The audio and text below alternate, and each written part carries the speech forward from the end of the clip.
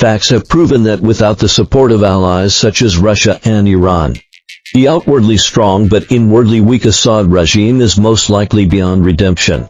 The latest war report shows that Homs, the last major city on the outskirts of Damascus, is about to fall. If the Syrian rebels occupy this place, they will cut off the passage from the capital Damascus to the Mediterranean Sea. The Mediterranean coast is the gathering place of the Alawite sect, which is the power base of Assad. And it is also the location of two Russian bases in Syria and the window through which Syria receives Russian military aid. As the Assad regime is on the verge of collapse, Russia and Iran, the two close allies, have also begun to seek other options. According to the U.S. Defense Breakthrough website on December 7, the Syrian rebels supported by Turkey are currently only about 100 kilometers away from Damascus. Considering that the rebels captured Aleppo in just 3 days and Hama in 5 days and have now entered Homs, it is reasonable to speculate that it will not be long before the rebels reach Damascus, when the war situation is one-sided. The leader of the Syrian rebel group Hayat Tahrir al-Sham HTS, al-Julani, gave an interview to CNN and declared that the goal of the military operation is to capture Damascus and overthrow the Assad regime. He asserted that Russia and Iran cannot save Assad this time and that the Assad regime is already dead.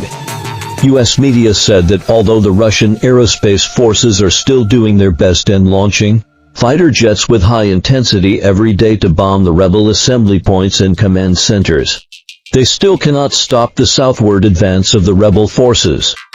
The Russian embassy in Syria has advised Russian citizens to evacuate the country, and the Russian troops stationed in Syria have also started to activate Plan B, withdrawing from various parts of Syria to the Latakia region on the Mediterranean coast to defend the KHMEIMIM air base and the Tartus naval base. The current situation is that the KHMEIMIM air base is no longer safe and is within the range of the rebels' long-range firepower and drone strikes. Russian military experts pointed out that the KHMEIMIM base lacks solid underground fortifications and most of the buildings are above ground. Once attacked, it is easy to be paralyzed and a large number of fighter jets deployed at the base may also be destroyed. Under such circumstances, the Russian military has formulated a withdrawal plan. The first step is to withdraw troops from KHMEIMIM.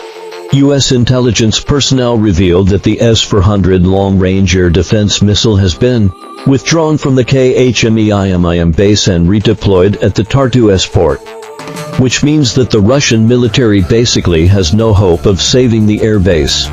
Even the Tartus base, which is heavily guarded by the Russian military, is not completely safe, considering that the main force of the Russian military is tied up in the Ukrainian battlefield and lacks sufficient mobile troops to defend this only Russian naval base in the Middle East, while the Russian troops stationed in Syria are starting to withdraw. Iran, another major ally of Assad, has also begun to prepare for the worst. U.S. media said that in recent days, a large number of Iranian military advisors, soldiers, diplomats and their families have begun to withdraw from Syria to avoid falling into the hands of the opposition after the change of regime in Damascus. Several senior generals of the Iranian Revolutionary Guards Quds force have secretly evacuated to neighboring Iraq and Lebanon. Military analysts pointed out that in this conflict of raid dividing Syria, Turkey will undoubtedly be the biggest winner. In fact, Erdogan no longer conceals his relationship with the rebels and smugly taunts Assad for refusing to dialogue, and says that this outcome is his own fault and that Turkey supports the rebels to enter Damascus and so on. The Kurdish forces supported by the United States also quickly cut ties after finding that Assad was on the verge of collapse and instead began to seize territory opportunistic ally. At present, they have fully controlled the large city of Deir ez-Zor in northeastern Syria and are also preventing pro-Iranian militias in Iraq from entering Syria to fight at the border. It is worth noting that although Russia and Iran are preparing to withdraw, Assad has not gone into exile abroad as the rebels claim. Instead, he still persists in Damascus and commands the government forces to resist the rebels' offensive. Although his courage is commendable, Assad must also bear the primary responsibility for the extremely low combat effectiveness of the Syrian government forces. The current situation is very clear. If Assad cannot turn the tide by his own strength, then the outcome waiting for him may not be very good. Erdogan the Sultan drops the pretense, wishing the rebels to enter Damascus and overthrow the Assad regime. The Syrian war situation has undergone major and unexpected changes around the world in just a few days. The extremist armed groups in Idlib have advanced with irresistible force. After capturing Aleppo, they quickly advanced south and occupied Hama. The latest news shows that the Syrian government forces are as fragile as paper and have been routed by the rebels. Even Homs, the last barrier protecting the capital Damascus, has been besieged by the rebels and is currently in a precarious situation. According to the latest war report, after fierce battles, HTS has occupied several villages on the outskirts of Homs. It seems that it will soon be able to capture this strategic location. After losing Homs, Damascus will have no natural defenses left. The Syrian rebels can march south along the M5 highway to attack the Syrian capital. Considering the really disappointing performance of the Syrian government forces, it is not ruled out that greater changes will occur in the Syrian war situation in the short term, when the Assad regime is on the verge of collapse. The backstage boss of the Syrian rebels finally couldn't hold back and jumped out. According to the Russian Sputnik news agency on December 7th, Turkish President Erdogan gave a speech on the Syrian civil war on the 6th, local time, facing the successive victories of the Syrian rebels. Erdogan the Sultan is obviously unable to contain his excitement and publicly ridiculed the Assad regime for not knowing what's good for it, saying that Turkey had hoped to sit down and talk with Assad many times before, but did not get a positive response from Assad. Now the Syrian opposition forces have begun to march on Damascus, and Turkey hopes that this operation can go smoothly. It can be seen that Turkey has made a judgment and determined that the Syrian rebels are unstoppable. Therefore, Erdogan also dropped the pretense and publicly supported the Syrian rebels. Couldn't wait to take credit for himself.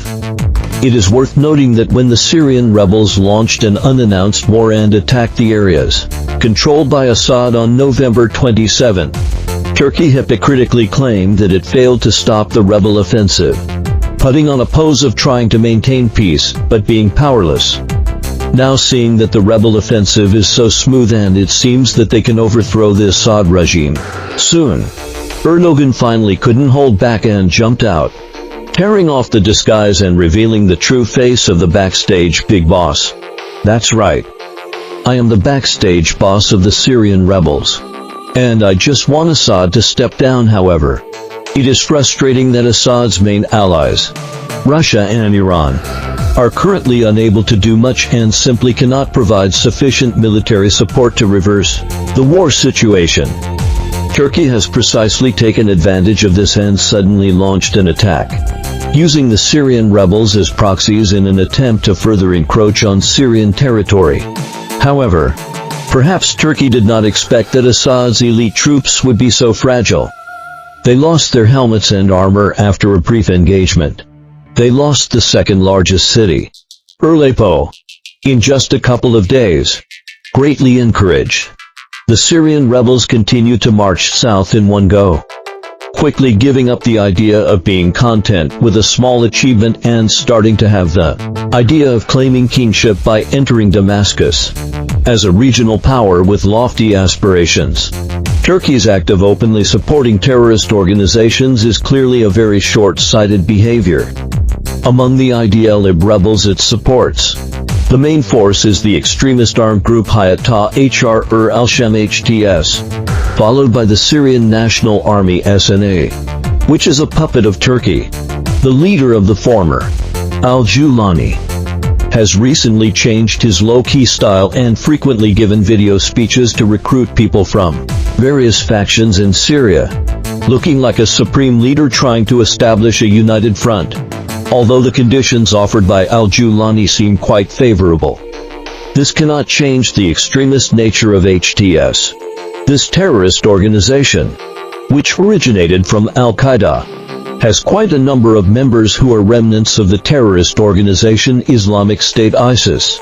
And there are even many extremists from Central Asian countries and within China. For example, the notorious East Turkestan has publicly allied with HTS. It is really a tragedy for the Middle East and even for the whole world that such an evil organization full of evil stars is now treated as an honored guest by Turkey. Even though the Assad regime has its limitations, it is a highly secular regime. However, once the regime is taken over by extremist armed forces with a strong fundamentalist flavor, the level of civilization in Syria will inevitably decline significantly, and they may even export extremist ideas and violence abroad, which is not good news for neighboring countries or the whole world.